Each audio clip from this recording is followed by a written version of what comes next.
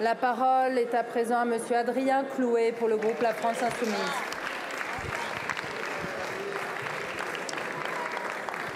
Merci Madame la Présidente. Monsieur le ministre de l'Économie, cette petite boîte de Doliprane, la plus demandée du pays, est en passe de basculer sous pavillon nord-américain à cause de vous.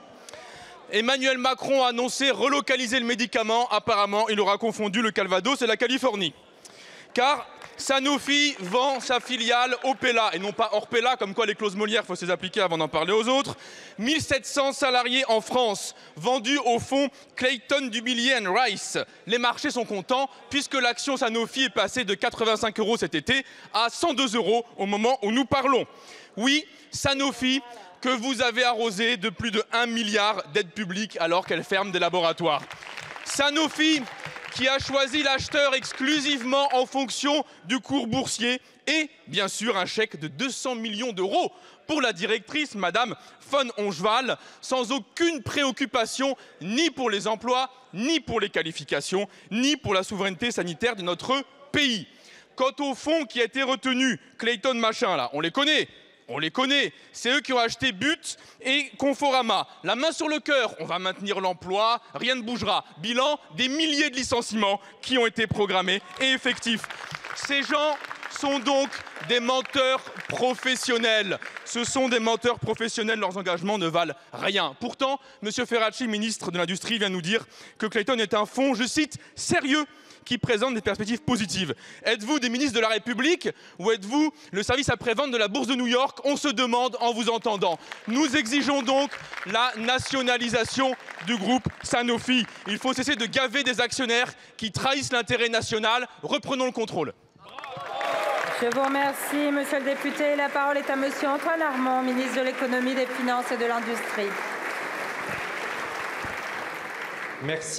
Merci Madame la Présidente, Mesdames et Messieurs les députés. Monsieur le député Clouet, vous avez cité beaucoup de monde. Si j'avais été vous, j'aurais sans doute cité d'abord les salariés de Lisieux et de Compiègne, dont on parle et qui ne peuvent pas être l'objet des polémiques,